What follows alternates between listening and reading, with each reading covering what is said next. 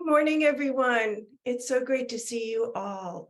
I'm going to begin today's program and offer a land acknowledgement. As most of us are visitors and settlers on unceded lands that have been taken by our ancestors, and even if not directly by our ancestors, our own security is literally based on territorial dispossession of American Indians. So these lands were taken brutally, in some cases with treaties, some without, and supporting the trust and treaty obligations remains our path to liberation. I'd like today to acknowledge and appreciate the Multnomah, Cathlamet, Clackamas, Tumwater, Watlala bands of the Chinook and the Tualatin, Kalapuya, and other indigenous nations of the Willamette and Columbia River regions on whose ancestral lands I live and work. Jake's going to drop in the chat a link where you can look up the lands that you're currently living and working on that were either ceded or unceded lands. Thank you very much. Enjoy the show. Good morning, everybody, and welcome to the American Ethical Union All Societies platform. I'm Casey Slack. I'm the senior leader at the Washington Ethical Society, and I also serve as Dean of the National Leaders Council. And as we're getting started today, we wanted to take some time to acknowledge grief, to acknowledge mourning. Particularly, we lift up the death of Susan Teshu, who was a dear friend, colleague, and community member to so many of us.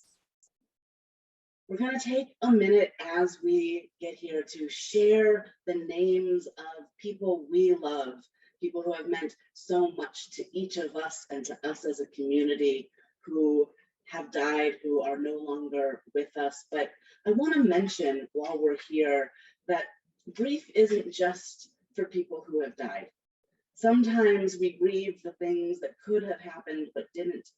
Sometimes we grieve the things that did happen that change how the future unfolds. Sometimes we grieve people who simply left our lives, though they didn't leave the planet or being alive.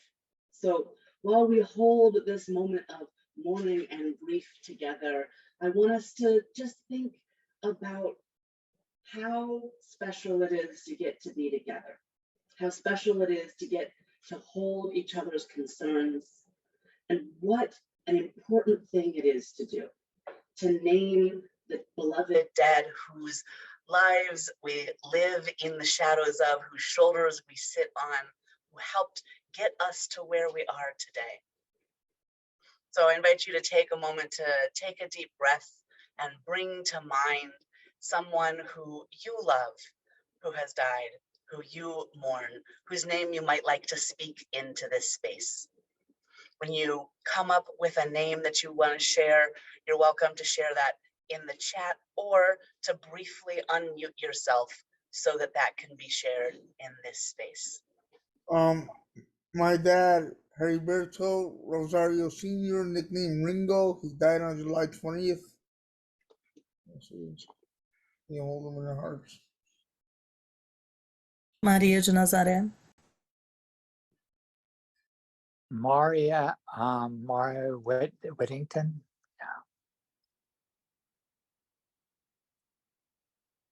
Anna Ekpen Young, my best friend's mother, died last Sunday.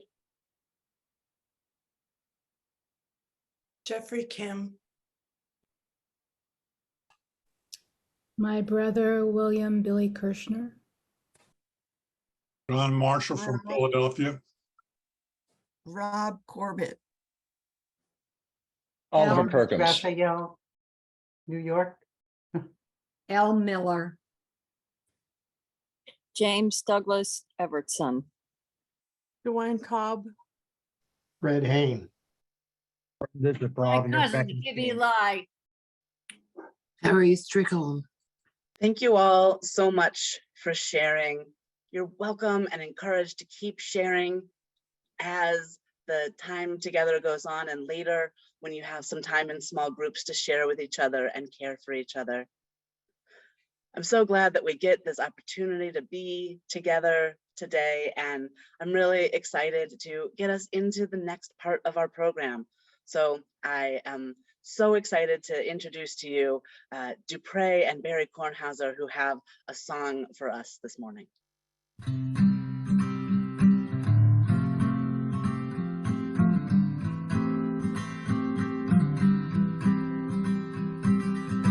I am resilient, I trust the movement, I negate the chaos, uplift the negative, I'll show up at the table again and again and again.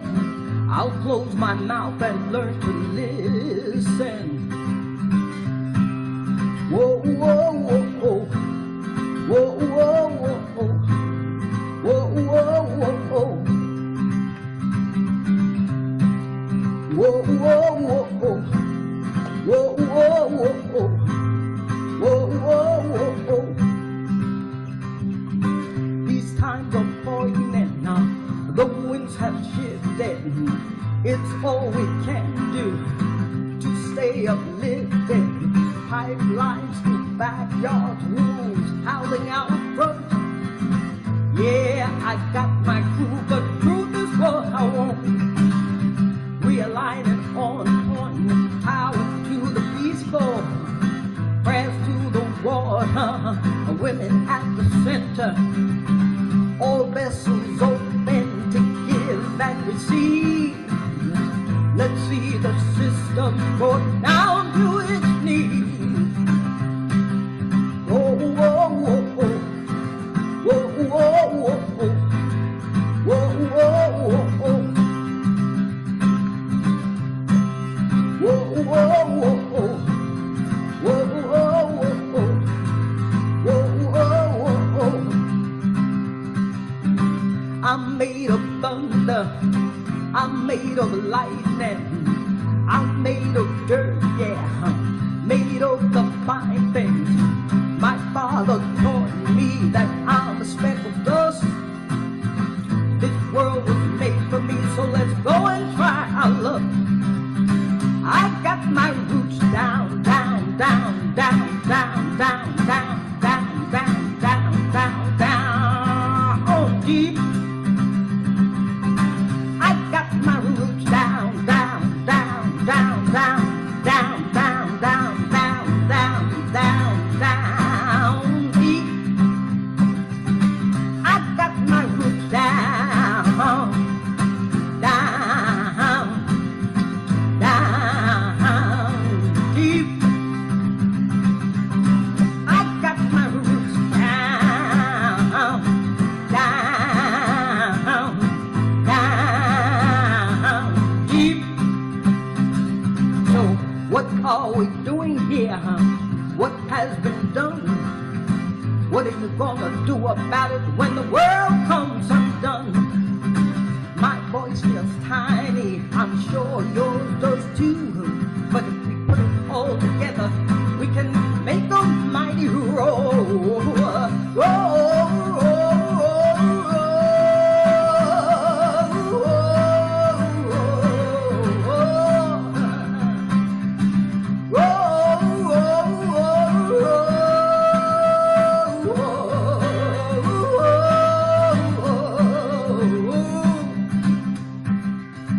I am resilient, I trust the movement, I negate the chaos, uplift the negative. I'll show up at the table again and again and again. I'll close my mouth and learn to listen.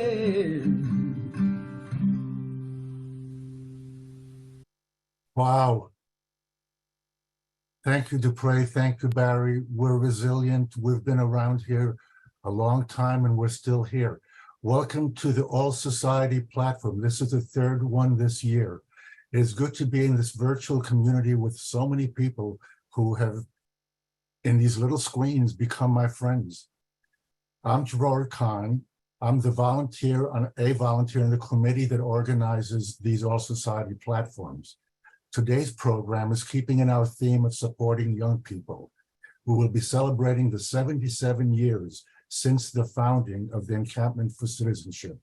It's going to be a fabulous show. We're going to meet and hear from some really fascinating people and get a lot of inspiration. Before we begin, two very simple notes. One is, as we do, we will have a 50-50 collection, split between the AEU and our guest, the Encampment for Citizenship. So please be double generous, because only half the money will go to the AEU and the Encampment. So you have to give twice as much. That's my take. The second point is that the chat will remain open so that you can get links to important pages you might want more information to, and so that you could ask questions. But please do not use the chat for side conversation and things like that. It is very distracting to the participants. Following the program, as we've been doing, we will have breakout rooms where we will have a chance to connect with other people around the country. It's one of the highlights of the All Society platforms.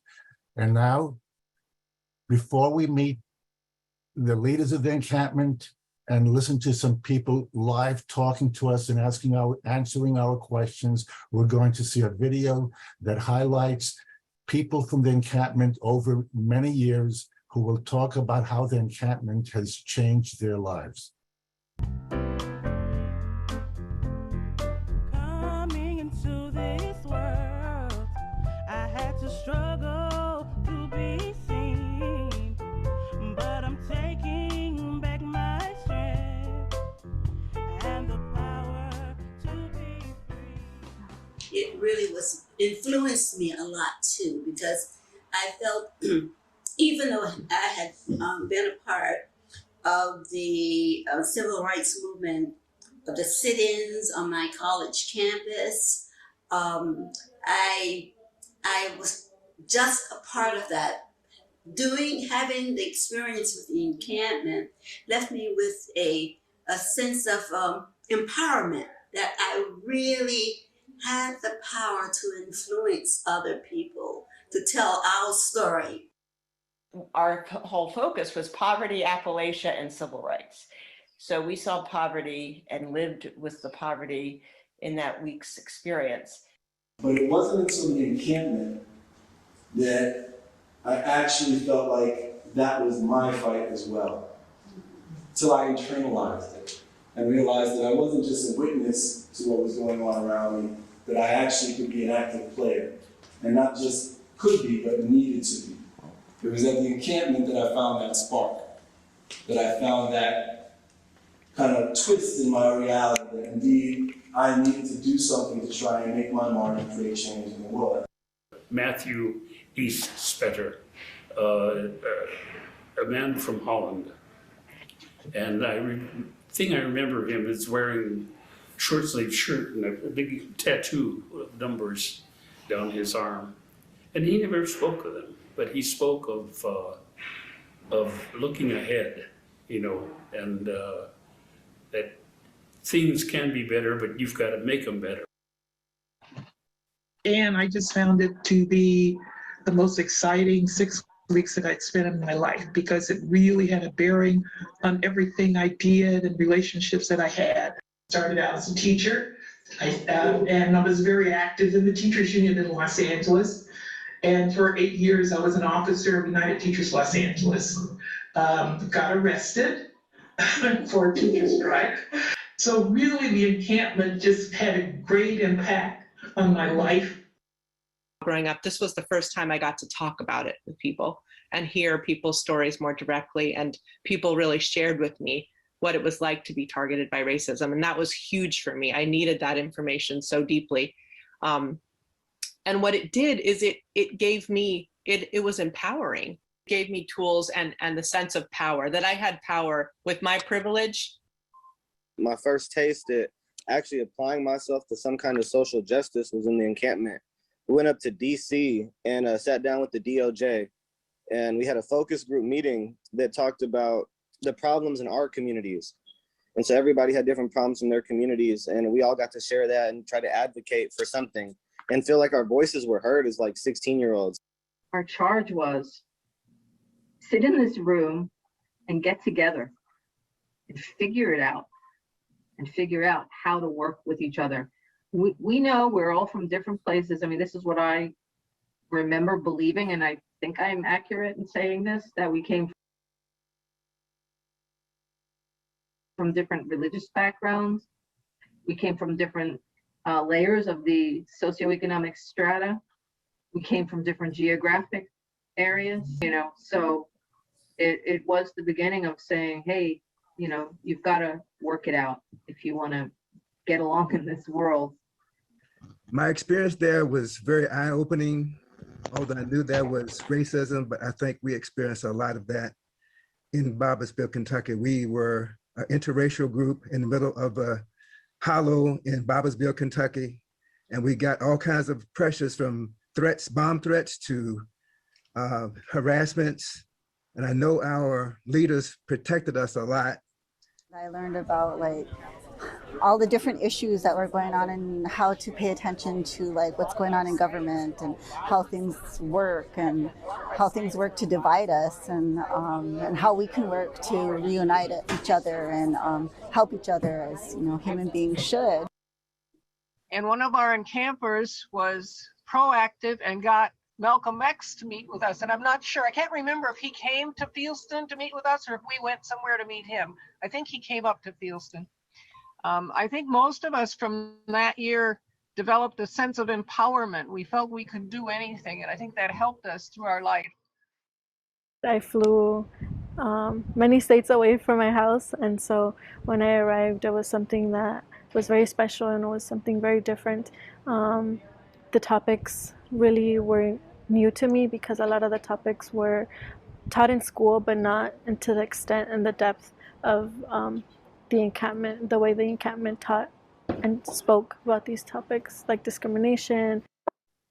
The encampment made it happen. We built a democracy, we lived a democracy, and we talked about issues that are not talked about in schools, even less today than they were then. The encampment has taught me the importance of community activism because I am very aware of like the political climate, like nationwide. However, like just being here made me realize I don't know the councilman who's representing me.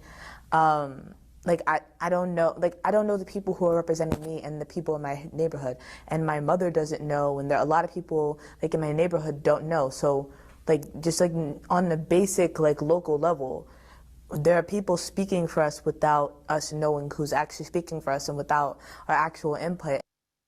And I always remember Nanny Politzer saying, one person can do something. Don't be overwhelmed. If you see something, before it became a cliche, say, do something. I always had the encampment spirit as part of my motivation, or not my motivation, my way of acting, that if the room was silent and there had to be a protest, I did not feel inhibited, and I could hear the echoes from the encampment saying, somebody has to speak up. Recognized the word prejudice in quite a new way, and it gave me courage to step in every time I thought it was necessary for the rest of my life. I'm really grateful for it. And we went to the fields and we picked strawberries. We listened to the folks who were organizing the Farm Workers Union. We heard from the growers and what their issues were. We were exhausted, but that was perhaps, I never bought a pint of strawberries ever again without thinking about how much work and how little pay people got for giving me the privilege of being able to buy a pint of strawberries. That taught me how to take a subject and say, wow, this thing has many facets. I'm going to turn it over and I'm going to look at it in different ways. And I'm not going to make my mind up based upon what we would now call a soundbite. So I really took kind of the message from the encampment about like youth leadership and took that to heart. I feel like when coming back from the encampment, I started a Gay Straight Alliance, which is still like outdated now, I feel like in society. So it's kind of like cute to think back like, only 5 years ago, we thought that was like revolutionary. I've worked for access programs such as TRIO, Student Support Services for low-income first generation and students with disabilities. I've worked at a Pride Center for the past year. I was very impressed by the fact that a Black professor came and told us his work and his contribution to the Supreme Court decision. And I thought to myself, now here's this professor talking to us as young students, and he's using his expertise to help his people. I ended up being the first woman chair of my tribe, the Menominee tribe, the first woman assistant secretary of Indian Affairs in the Department of Interior in the Clinton administration. And so the encampment experience was a very foundational experience for me. I noticed that there were a lack of resources from just my peers within the encampment. So like stuff I'm doing now is really providing that platform for people. So for example, you know, I went back to school and I started the Multicultural Student Union, but like as an alum at Williston, I now kind of am really pushing the headmasters to, you know, hire a diversity recruiter, to hire a person to work within admissions and fixing curriculum and things of that nature. So I'm still fighting as usual.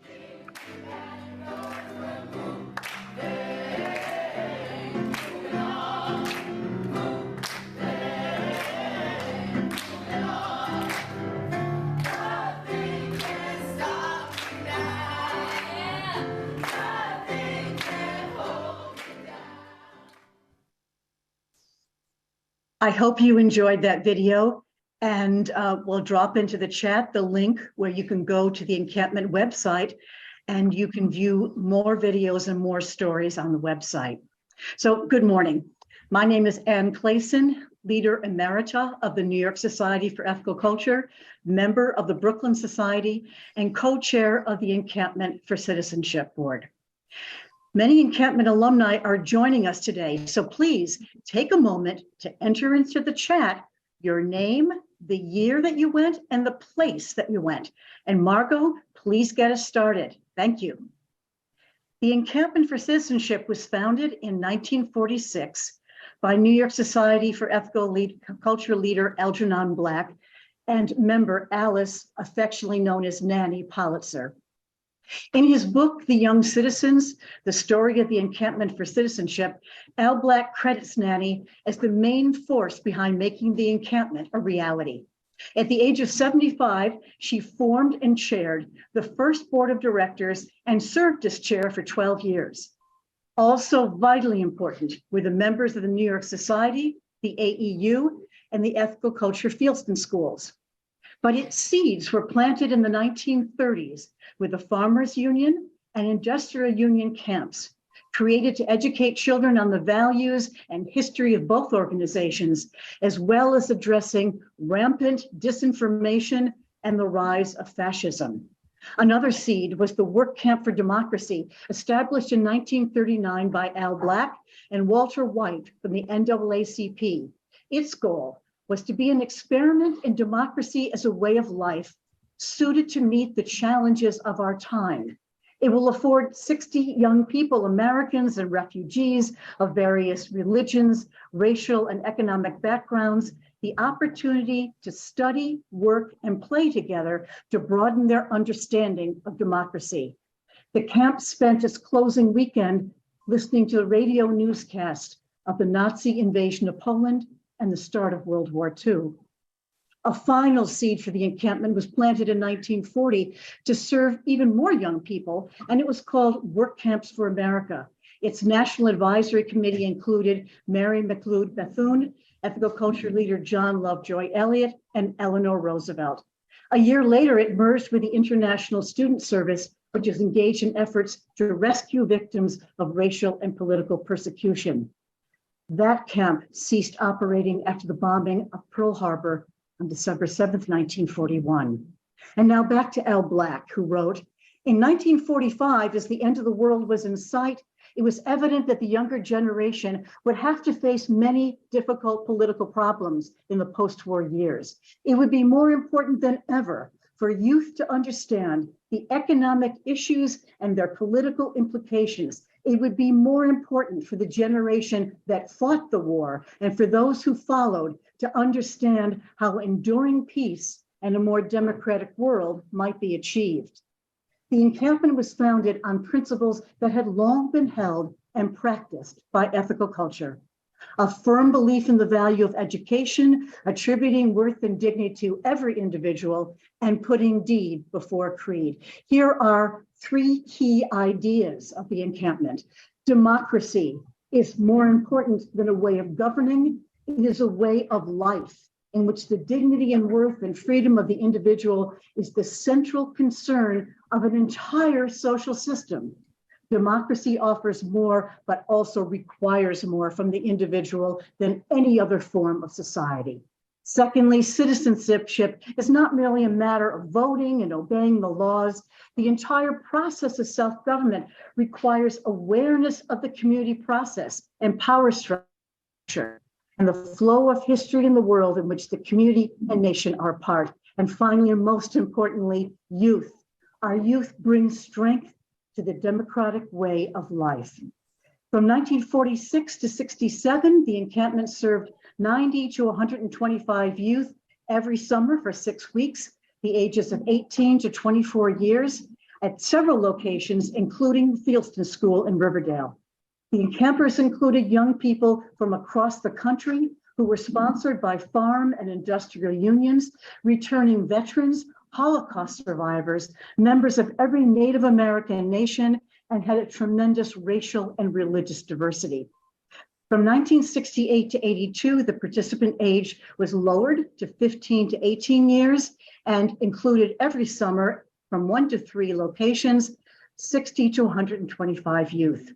And now my dear friend and colleague, Margot Gibney, who participated when she was 14 years old, will tell us more about the encampment during this period and how we practice democracy in the encampment today. Margot, take it away. Thanks, Anne.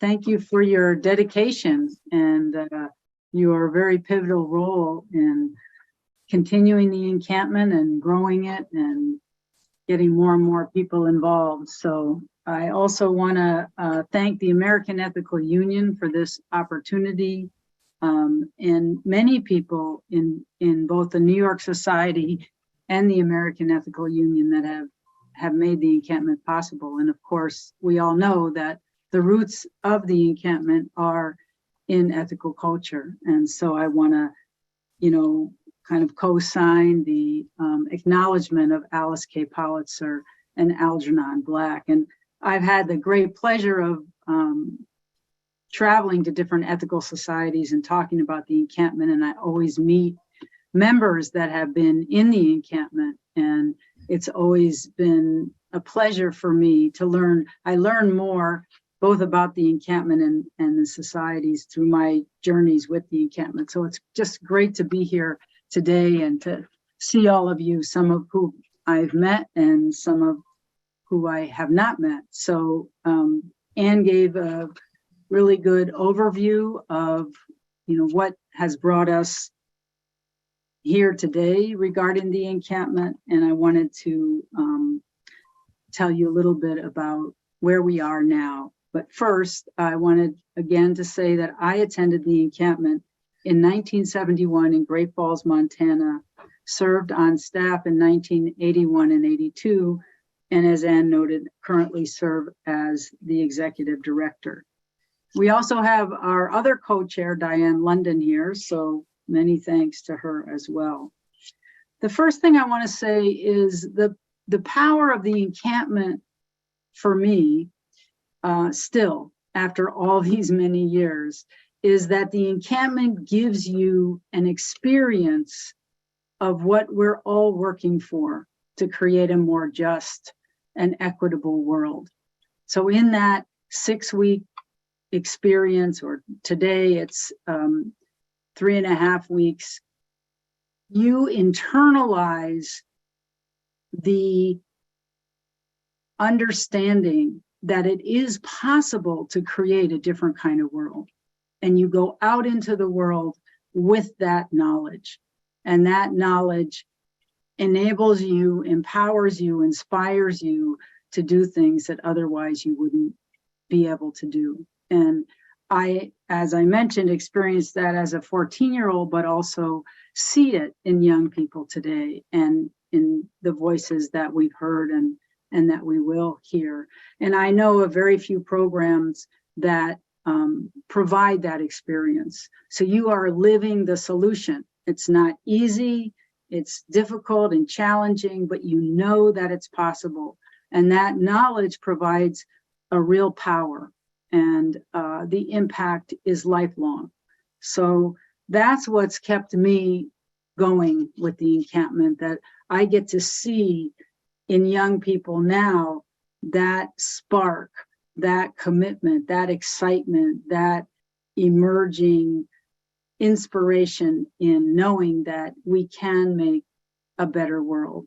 So the other part, and I think this was mentioned by John Kerner when he talked about never eating a strawberry in the same way again, is that social issues are not theoretical at the encampment. They become very personal, so that if, you know, many young people now in the encampment are farm workers themselves and their families are farm workers. So the issues confronting farm workers, safety, etc., are very personal. It's not theoretical. And this is true with so many of the issues of the encampment, because it makes these issues real. It's not theoretical. You're not helping somebody else. Every community that we go into at the encampment, we aren't a stranger, because there's always alums there that paved the way, that invited us in, that welcome us. And that's how we get such insight into different communities, because we are a part of those communities through our alums. So those are 2 points I really wanted to highlight in terms of the encampment's uniqueness, and what young people walk away with.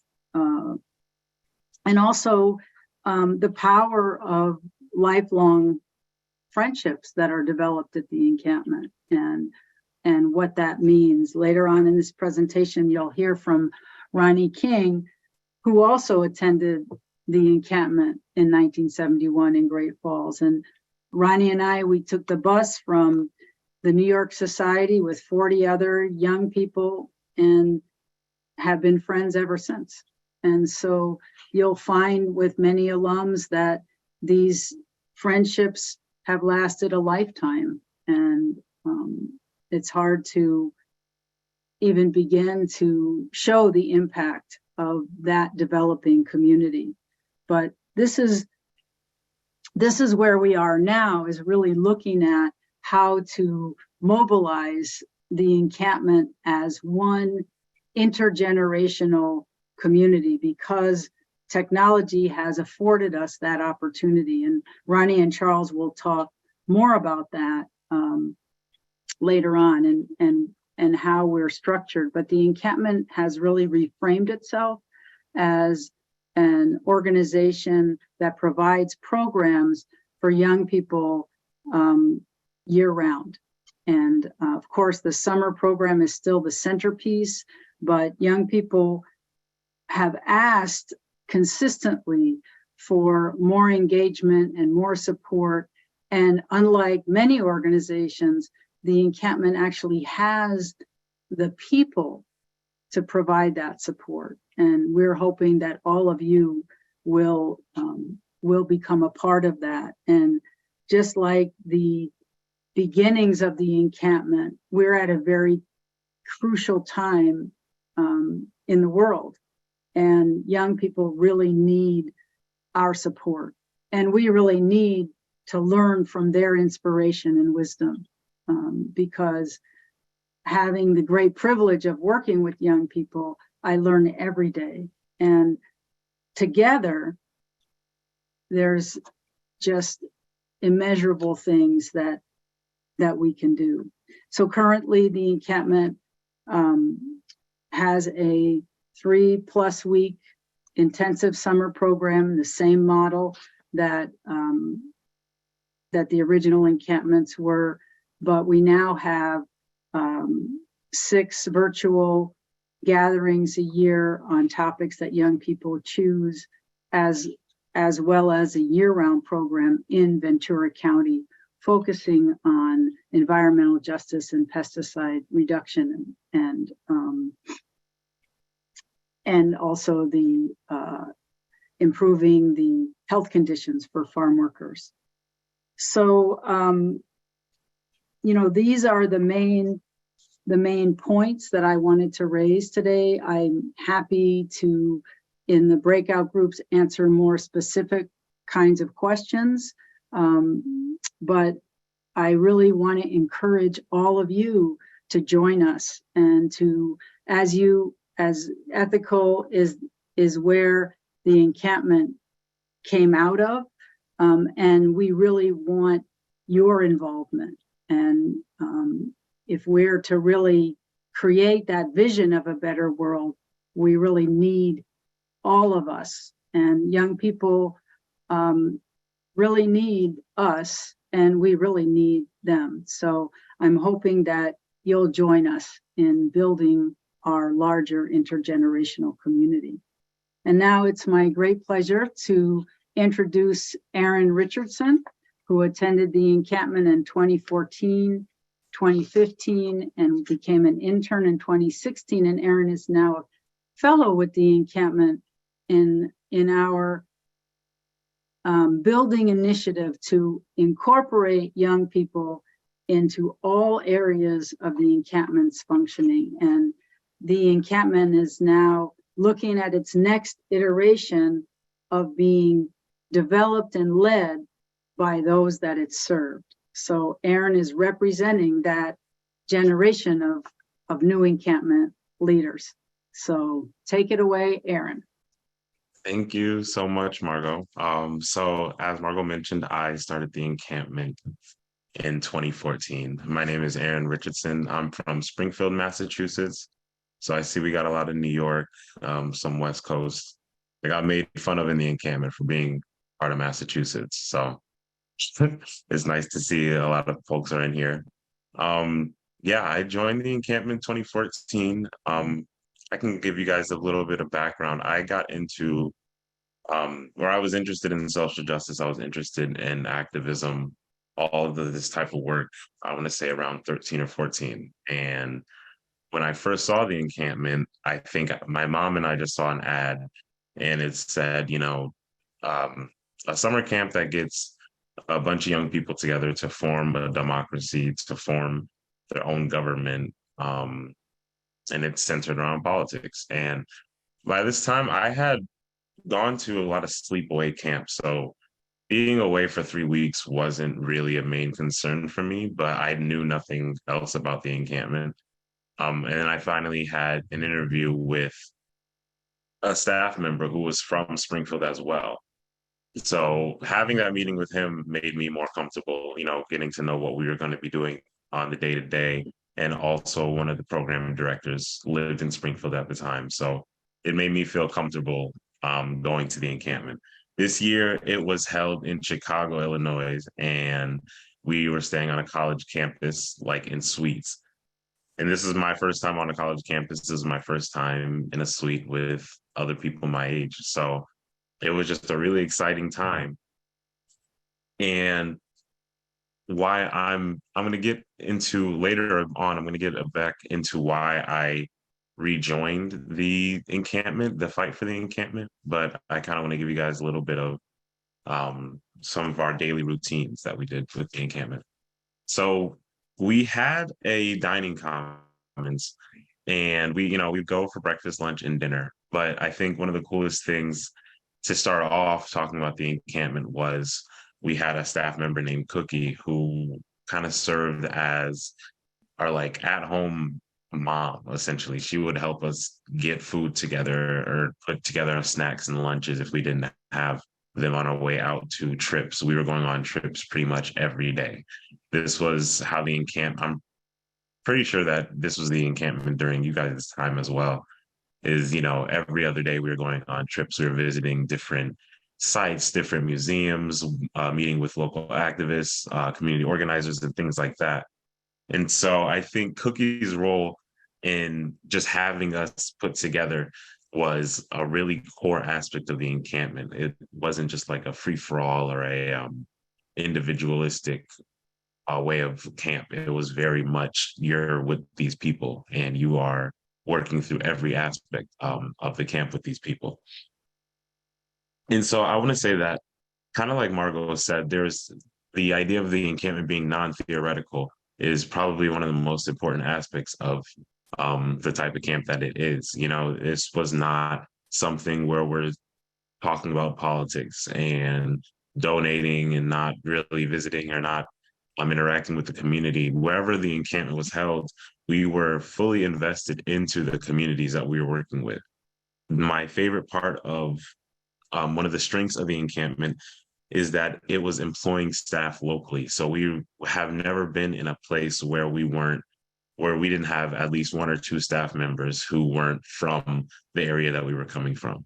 I think in 2014, we had a staff member named Aisha who traveled with us to each different site and just told us some history about the areas that we were around. So it was really cool in the aspect that it was not charity work. It wasn't, us just coming in and saying, we're going to do this for this community. We were with community members doing that work. And so I really love that with the encampment. I think that there was such a necessity in putting us in that way, which leads me to another aspect of why I enjoyed my time so much, but also the lessons that the encampment taught. When it comes to thinking back on the encampment, I think something I was just thinking about with my sister yesterday is that we are not given critical thinking skills. You really have to go out and seek critical thinking skills when it comes to the American education system, when it comes to your livelihood as an adult. If you choose not to engage, you don't have to be a critical thinker at all. And the encampment instilled into me how important it is to engage in critical thinking. And it started off as simple as being around people who weren't from the areas that I was from and being forced to be uncomfortable with so many differences that we had. I was one of two staff members, or I wasn't even a staff member at this time. I was an encamper. I was the only encamper from Massachusetts at this time in 2014. And I personally was, like I mentioned, very engaged in politics, very politically driven, but I was really hard-headed. I did not like disagreeing with people. I did not like having to sit in being uncomfortable with people who disagreed with me. I was very clear about my stance on different things and never budging on that. And the encampment taught me so much emotional maturity when it came to that.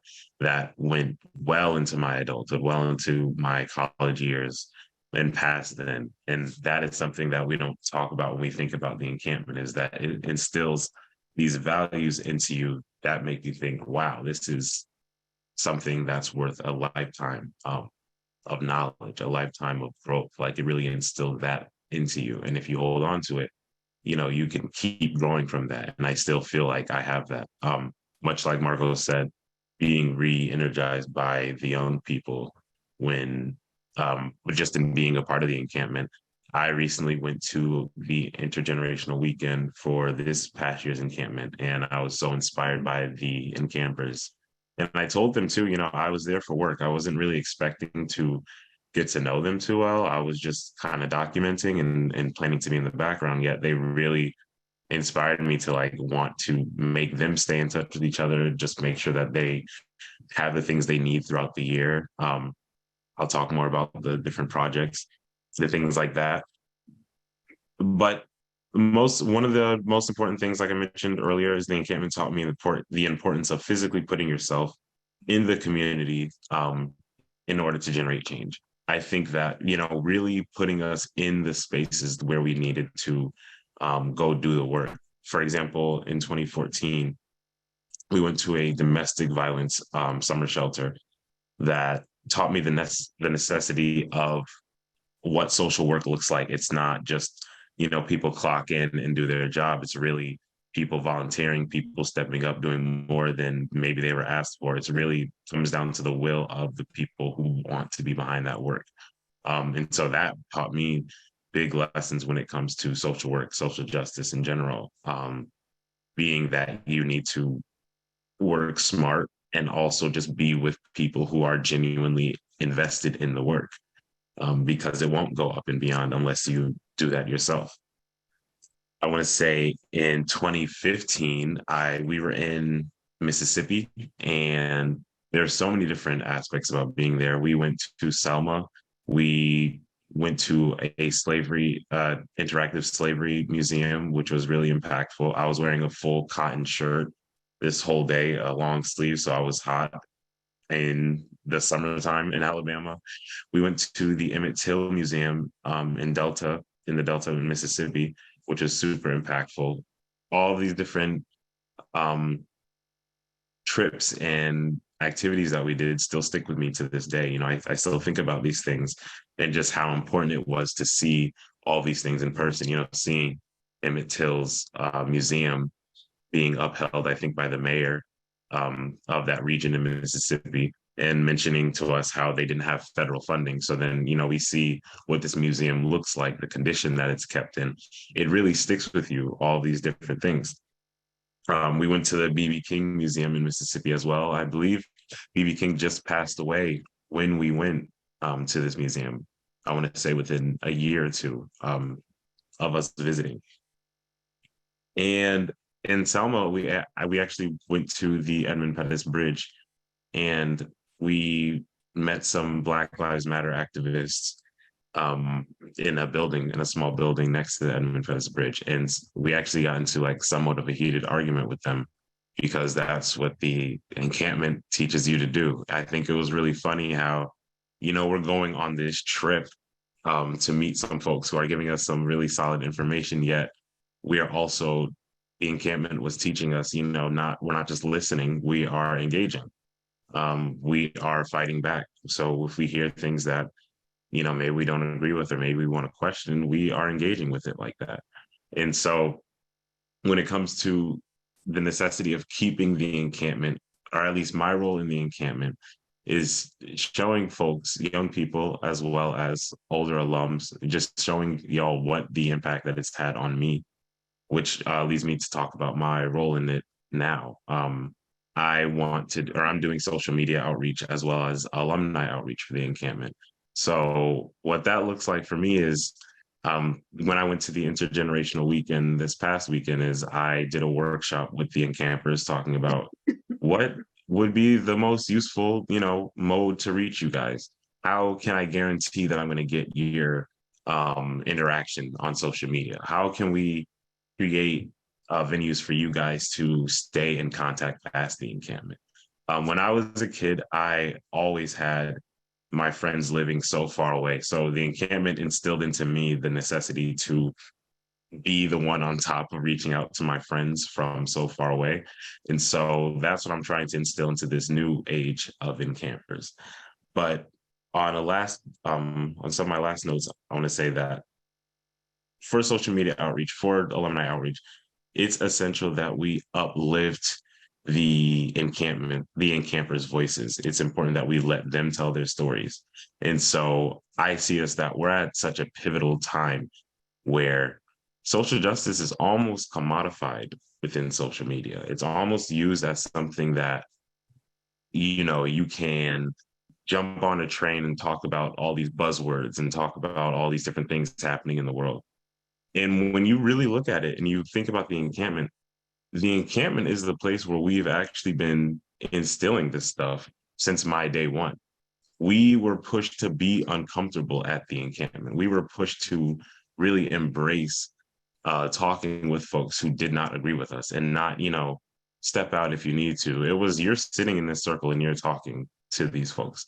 And that was a big aspect of the encampment, was, having our big having our big circles where we would sit and talk about different aspects of politics, things we agreed with, things we didn't agree with. And sometimes they would go on over an hour of us with everyone just sitting and analyzing And so when I talk about the necessity for all these social justice skills and just putting us in places where we needed to make that change together, the encampment really did that for me. And that's what kind of had started my getting re-involved with the encampment now. I just graduated college about 2 years ago now. And now that I have a significant amount of time, I'm just choosing to really reinvest in the encampment and try to make a difference. So I really appreciate you guys listening to me and having me share my story. Luckily, I'm still meeting alums, still getting acquainted with the encampment family, which leads me into our alumni outreach chair. I want to introduce Ronnie King and Charles Shapiro. I get the pleasure of meeting with them on our alumni outreach. So thank you. Thank you, Aaron, and thank you, American Ethical Union, for providing us this opportunity to talk about our experiences. Both Ronnie and I are 50 years from our alumni experience, so we're going to give maybe a little more perspective from the post-encampment years and things like that. But the first thing we want to talk about is a little bit about our histories. And then Ronnie's going to talk about the intergent cafes in detail. So Ronnie, who was at Great Falls with Margot in 1971, can you give us some background on how you got to the encampment? Sure. Thank you, Charles. Thanks, Aaron. My parents heard of the encampment for citizenship through members of the New York Society who were work colleagues of my dad, who was an assistant principal of a city high school. At 15, I was very excited at the prospect of spending time with youth who were socially aware and willing to engage peacefully in conversation on current affairs. My hometown of Canarsie, Brooklyn, was diverse economically, racially, and ethnically. However, tensions were quite high. There's busing for integration of the middle and high schools. There's teacher strikes over parental control of the school boards, the redlining by banks, real estate agents, fear-mongering, rival gang clashes, and the steady drip of narcotics into my neighborhood brought about plenty of blame and division and dissension.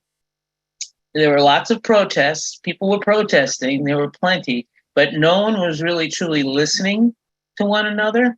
So real dialogue was what I sought. And I found that at the encampment. Dialogue was key.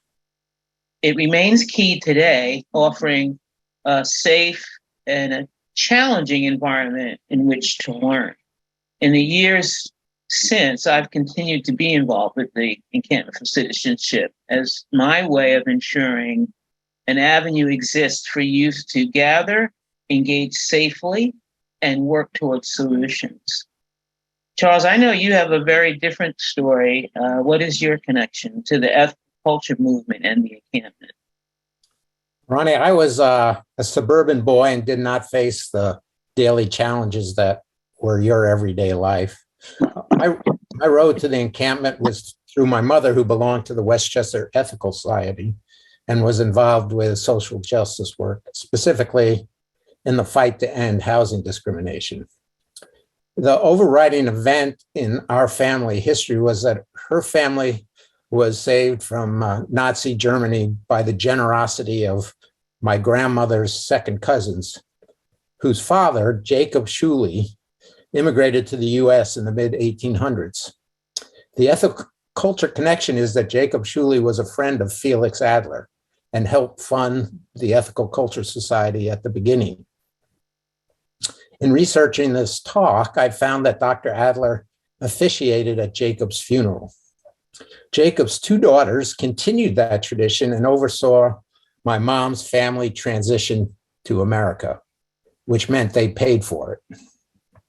One of the stipulations they made to my grandmother was that my mom and her sister attend ethical Sunday school, and my mother found her spiritual home there and brought up my sister and me in that tradition. So it was a natural transition from Sunday school to youth group to the encampment. I went to the encampment in 1968 in Mexico, and I see that Diane Kirshner is on this video, and she was there with me, although we haven't connected in 50 years. I ended up going into the agriculture profession, partly due to my experience in Mexico. So I want to finish my section here by just a short remembrance of one of those field trips we had in the encampment. Maybe Diane remembers this too, but it was pivotal for my understanding of change happening in the real world. We visited a small village in the highlands of Mexico. A missionary there was the spark plug for the village development. He had arrived 30 years earlier to Christianize the, quote, natives. This he did rather quickly. He then realized they were illiterate and that their dialect had no written component. So he translated the Bible into their language and invented a writing system. That done, he realized that the village was no better off than when he arrived earlier. So then he began to work with the people of the village to really develop it in terms of education, healthcare, community development, and economics. When we arrived, they had accomplished much, and it was a bustling community. So this taught me that they were, if you want to do work, and I think Aaron mentioned this, you have to be in it for the long haul. And the long haul experience is what brings us to the Intergen Cafe. So Ronnie, you're kind of an expert on this. You want to give us background on the details and how they operate? Sure, thank you, Charles. The Intergen Cafe is an informal gathering on Zoom for encampers of all ages and their guests. Anyone is welcome to attend. You simply go to the encampmentforcitizen.org website to register. And recent alums from 2018 to 2019 were the ones who proposed having an informal, low-key, regularly occurring meeting space over Zoom where alums could catch up with one another and ask about the needs of the younger, most recent alumni and have a sharing of the types of life experience people have had fulfilling social justice work. Topics of the cafes are picked by the young people and are of immediate relevance to them. The past cafe topics we've had have been navigating institutional racism. Another one was community care in the face of injustice. And our most recent one was arts and social change. Our cafes are held 4 times a year on Sundays at 6 p.m. Eastern Standard Time. The next upcoming cafe will be held in October, and the topics to be announced. But you check the EFC website for news. All are always welcome. Bring your favorite beverage. We always say bring your favorite beverage and your goodwill. And we'd love to see you all there. I want to stress that we would really love it if all members of the Ethical Society would come in and check out the cafe. The youth have always expressed their desire to speak with alumni who've already been through the trenches, so to speak. So, but Charles and myself and the Alumni Outreach Committee are happy to have been invited here to share with all of you and the members of the American Ethical Union some of our latest things going on at the encampment. We're constantly evolving at the encampment, but we're always doing the work of engaging youth in social justice. Both our organizations have continued to play a role in helping to develop skill sets for our young people attempting to navigate their world. I think that together we can increase our outreach. We can do it one person at a time. We need all of our alumni to show up and help us with this endeavor. I thank you very much from the Alumni Outreach Committee. Many heartfelt thanks to Margot, Aaron, Ronnie, and Charles for talking about your experiences with the encampment. And I feel like we've come full circle in some ways. It was launched at the New York Society for Ethical Culture. It touched the lives of many members in ethical culture societies around the country. And I feel like we're bringing it back to the American Ethical Union this morning. So I want to draw your attention to the links that you see in the chat. Please go on our website. Please come to our Intergen cafes. I think that as much as you supported the encampment when it was founded, I hope that we too can support the AEU in our efforts to engage more youth and to also engage us in intergenerational activities. So now I'm going to pass it over to Dror to remind you about the collection. Oh, yeah. Don't leave, please. Yes, 50-50, so double your donation because only half of it will go to each of the groups. We're going to have breakout rooms right after this, which is really a lot of fun. But before we do, I want to thank very much the committee that puts together the All Society platforms. It's all volunteers from societies around the country. Got that out of the way. I want to thank Jake and Rachel, our staff people who make this happen. Tati, who's behind the scenes. It ran very, very smoothly, and it couldn't happen without people pushing the right buttons at the right time. So thank you to all of you. Margot and Ann put together this program, including getting that terrific video in the beginning edited, which is, if anybody has worked in media, you know it is not something simple to get 20 little sound bites together without any excess stuff. So it was really excellent. So thank you. Somebody wrote in the chat, this was a wonderful presentation, and I agree. If you agree, thumbs up. I think it was great. Thank you very much. It was very, very worthwhile. Thank you, Anne. Thank you, Margot. Well done. Compliments to everybody. I'm going to see Ronnie King and Charles and people in that intergenerational cafe. How could we miss that? What an opportunity to be young again at heart.